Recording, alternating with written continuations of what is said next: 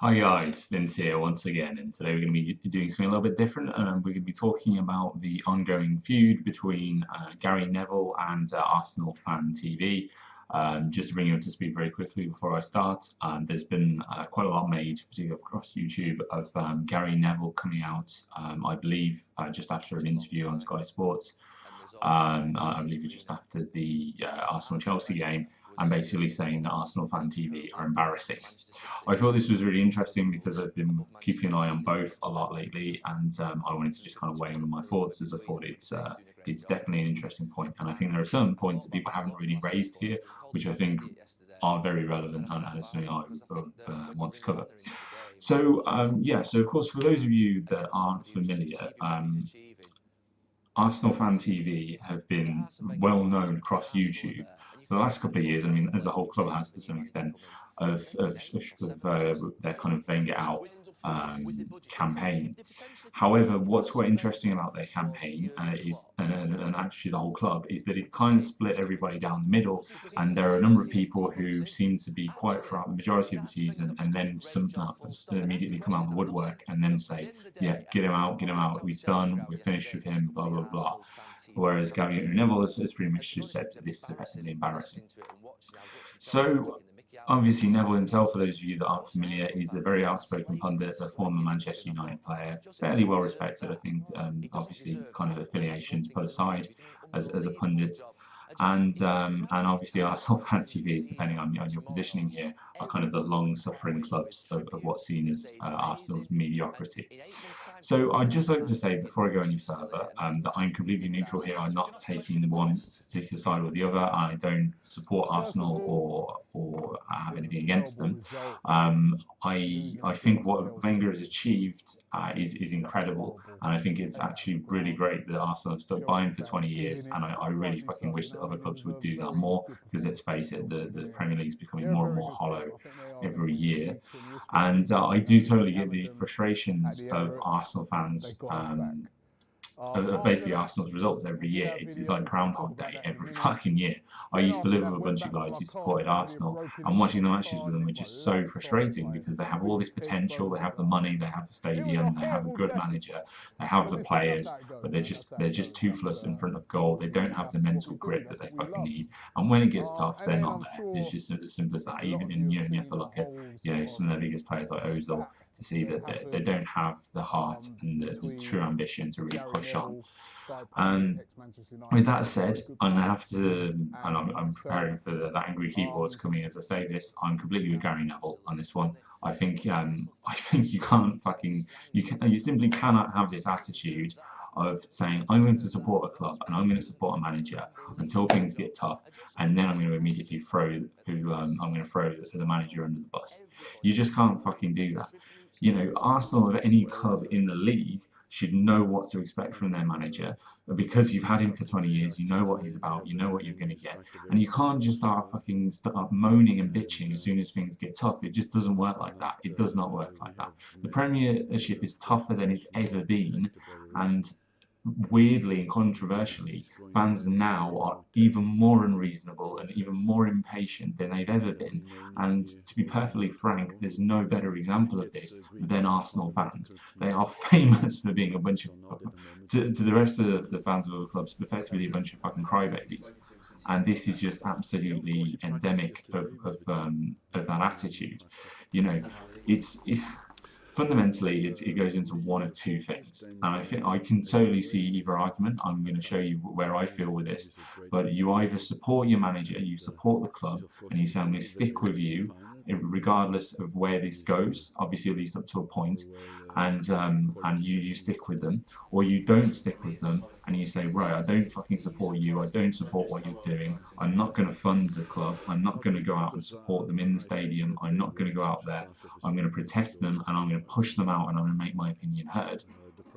And then you force change, as all fans are capable of doing, because fundamentally the club is the fans. The fans fund all this, the fans provide the support, they're the ones who put the board in the position they're in. And if you suddenly stop turning up to the fucking games, I can guarantee you pretty fucking quickly the board would have to do something, because they would be terrified, and they would know that their jobs are in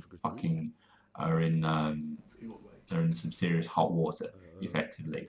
So I think it goes into one or the other. You can't pick and choose when you want to do that and then say, oh, we're going to protest half the season when Arsenal inevitably has its dip in form, but then actually we'll see how it goes at the start of the season and maybe, who knows, maybe it'll be different or maybe we'll get lucky. You can't have your cake and eat it like that. That's just not how it works. That's not how supporting anything works. You can't be in a relationship with someone and say, hey, I'm going to support you until you start getting ill or have a bad week, and then I'm going to throw you under the bus, and I'm going to say, I'm going to talk shit about you to all my mates and all your mates, and then I'm going to fucking ask for a new girlfriend, because it doesn't fucking work. It doesn't work. And it's the same in anything. If you had an employee in your team, you couldn't say, I'm going to support you until you have any kind of slip up, and then I'm going to fucking throw you under the bus. Because people will fucking slip up. They're human. No one's perfect. No one is fucking perfect.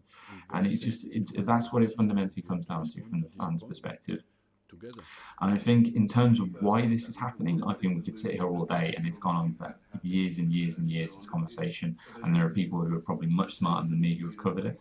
But I think fundamentally it is two things.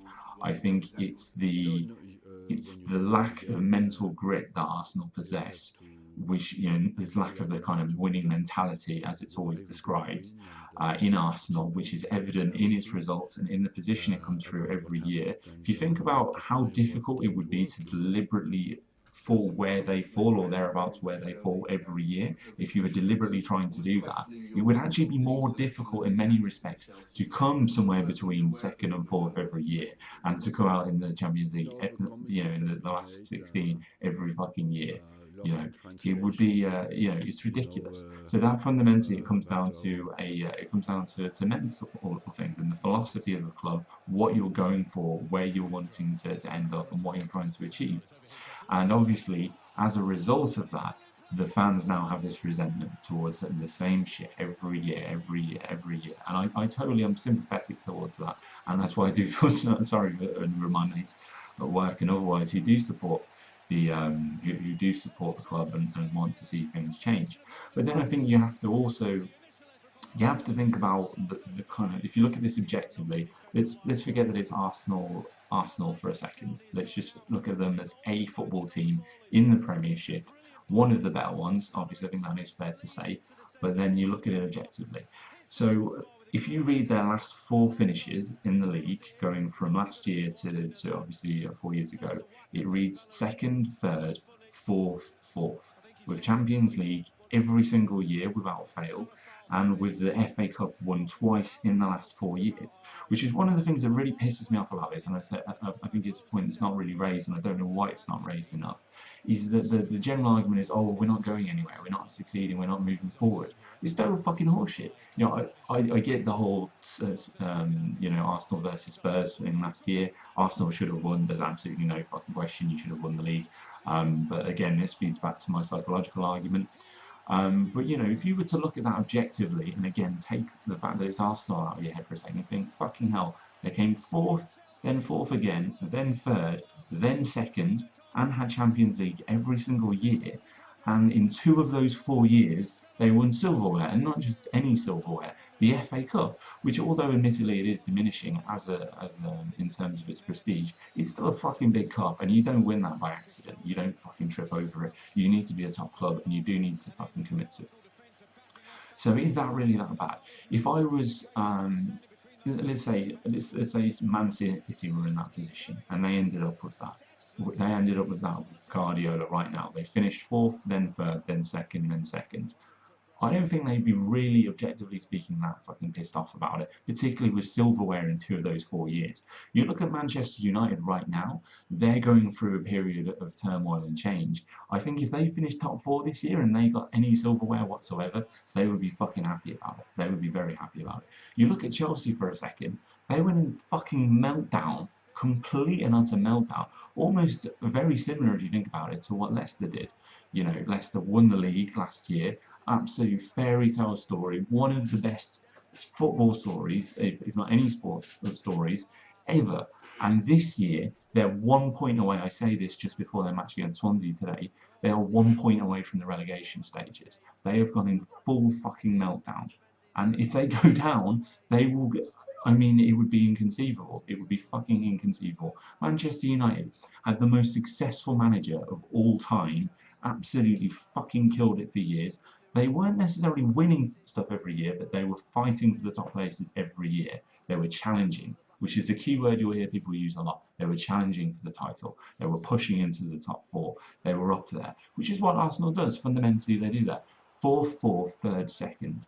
That's not fucking, that doesn't just happen. That happens as a result of consistency and having a certain element of quality to your squad.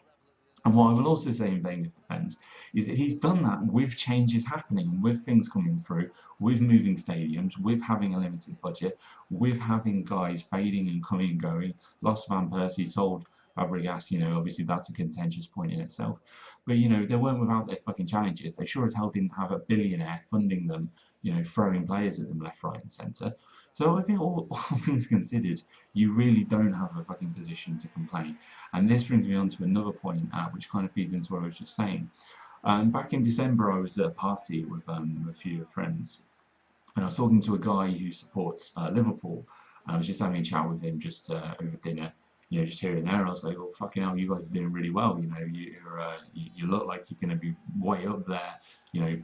Pushing for the title. If not, I'd say I remember thinking at the time, for maybe you'll get second. In retrospect, that's probably not going to be the case, but they were really pushing on.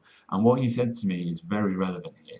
He said, "I'll be very happy if we even get top four at the end of this year. I will be very happy. It will be moving forward. It'll be progression under Klopp. It'll be what we're working towards, and that would be a great result for us, particularly with how competitive everything is." And I think that really puts into some perspective. And I think that for fuck's sake, that's an actual rational, reasonable view on balance. Look how fucking competitive it is in the top six at the moment. It's just absurd. There is, I think, up until the end of yesterday, there were 2 points separating second to sixth. 2 fucking points. That's absurd. That's absolutely fucking absurd. You could almost make an argument that if Barcelona, Bayern Munich, and Real Madrid were all in the league, say Barcelona jumps and moved up sticks and moved over to La Liga, that the Premiership is still more competitive than the Liga would be if you move Bayern Munich over there. And I think that would actually be a fair point, because you've got 6 teams that can push on and can compete with those teams every fucking week, no problem. Versus what, 3, maybe 4 if you include Atletico Madrid, and they've dropped off. So it's fucking absurd. It just strikes me as madness, and I really don't get why people don't factor in the silverware aspect into the argument. So I think that's just, I could probably do a whole other video about Arsenal. But I think fundamentally, if you do still feel, oh well, you know what, we're not good enough, we need change, and I totally get that argument. I think you need to look at another manager. You really do. And I do genuinely, I'm sure people say this every fucking year, but I do genuinely believe this will be the year that Wenger will call it a day. I just think his contract's up. They're not moving where they want to be. The players aren't performing what they need to be doing. His philosophies hasn't changed. They have no plan B once things get tough. And that's one of the key differentiating factors that when you look at a Mourinho, you look at an Ancelotti and some of the absolute top guys, they have a plan B, and they can win pretty, or they can win fucking ugly, but they will win. Think about, Van Haal's obviously fell off the rails, but he did get results. He had Man United there and thereabouts as to where they were last year, and he didn't do it fucking pretty, but he managed to do it.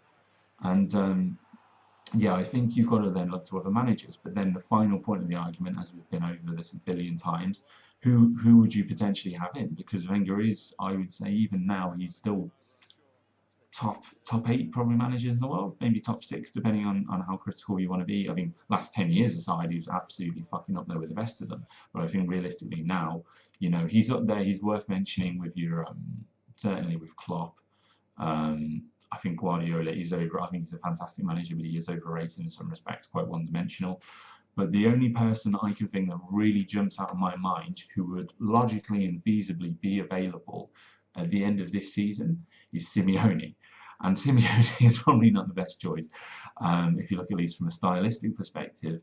But if you look at this objectively from a, we need results, we need to fucking give these players a kick up the arse, you need to have a shock to the team, and to clearly some of the values and the philosophies of the team, because you can't be accepting second best, then he's the guy you want, because he's fiercely competitive.